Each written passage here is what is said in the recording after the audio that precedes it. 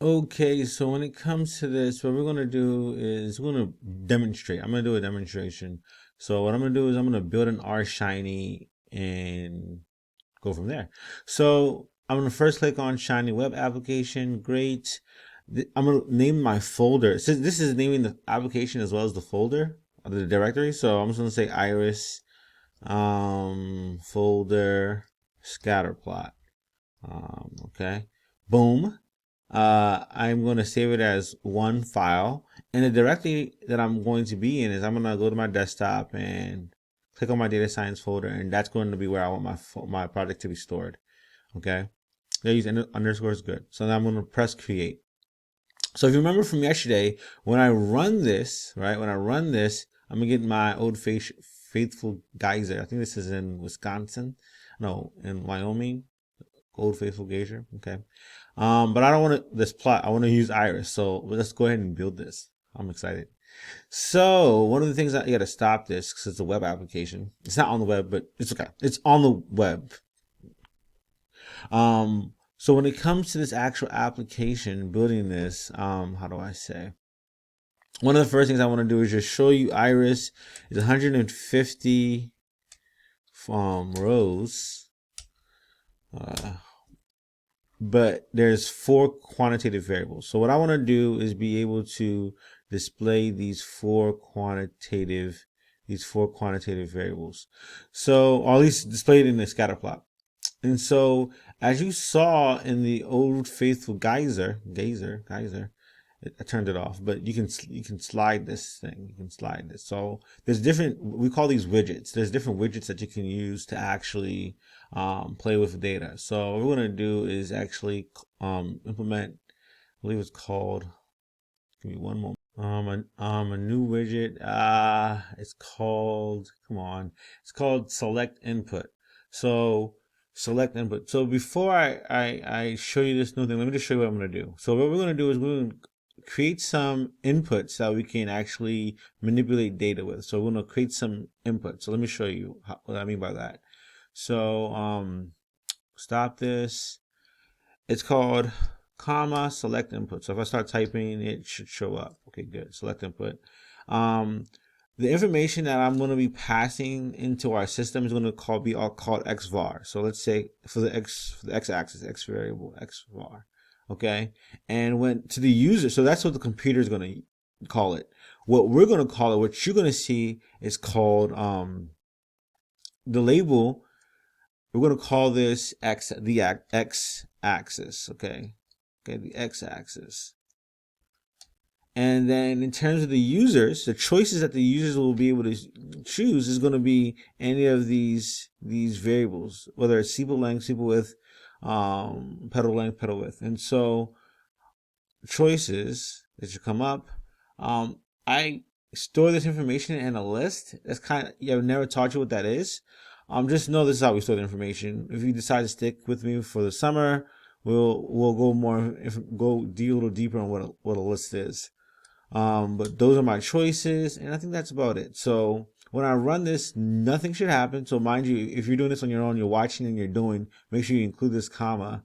And plus I'm gonna be providing this. So when I run this, I'm gonna get a new input underneath the slider input, but it's not gonna do anything because it's not connected. So here, you see what I'm saying? So the user, I see x-axis, whereas the computer sees xvar. So I can change it, and so on. So the next thing I'm gonna do is I'm gonna create a y-axis. So I'm gonna play the game called copy and paste. Okay, I'm gonna put it right here, comma right here. And I'm just gonna copy this. I'm gonna erase that comma that I mistakenly copied right here. Copied right here. And then I'm just gonna call this Y, and I'm gonna call this the Y-axis. Okay. Stop it from running from before, and so now I should have two X-axis, Y-axis. Okay, great.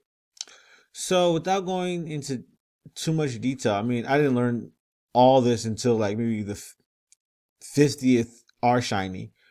That I'm actually going to bypass. But there's a lot of working things going on here, and I'm not teaching it in this video. Okay.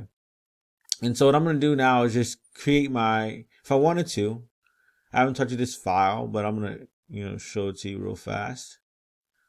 This is an R script, a regular R script. If I wanted to just run some R code, I typically use an R script. So if I do library, tidyverse, tidyv, boom, suppress this, because I hate looking at all that nonsense. Mind you, it's giving you vital information, but it's fine. So let's say I wanted to just plot this iris data frame. So what I'll do is I'll do iris, and a student came, you only use pipe when you're actually putting it into a function. I'm putting it into ggplot, okay? And I'm gonna say AES, whatever. I'm gonna come back to that. But then that's when I start to add. So please note that distinction. So X is equal to, let's say sepal, okay, length, and then let's say Y is equal to sepal width, okay? This is gonna be a geom point. Hopefully you thought that out, geom underscore point. And then I'm just gonna make it just make it BW, okay? Because I don't like the gray background. I won't even plot it for fun demonstrations. Okay, that's my plot. If you took Stat 251 with me before this quarter, you've probably seen this plot before. All right, so what we're gonna now do is we're gonna be able to change our X and Y axis. And the reason why I did this little demonstration for you is just for you to know that I wanna be able to change the X and Y axis as I please. Okay, so let's do that. I'm gonna copy this. I need this tidyverse package up here right next to our library Shiny. I'm pretty sure it's gonna install for you once you try to app it, once you try to run it. And then here's my plot. Here's my plot.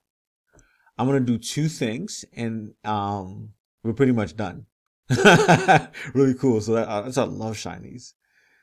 All right, so when I do this, all I have to do is erase all this nonsense. So all this within output this plot is going to be erased. And so what happens, again, I don't have time to really explain what's going on here, but something really cool is going on here, okay? In terms of this functionality here, in terms of the server. So all I have to do now is change this X variable, right, to input. I have to use input $, not what they're saying, input $X var. So that's what the computer reads. You remember that? And I do the same thing for Y var. And I think this should work. Okay, I think. Let's see. It didn't work. Good. I love having errors. So, I understand. I think I know. So what I need to do is say as,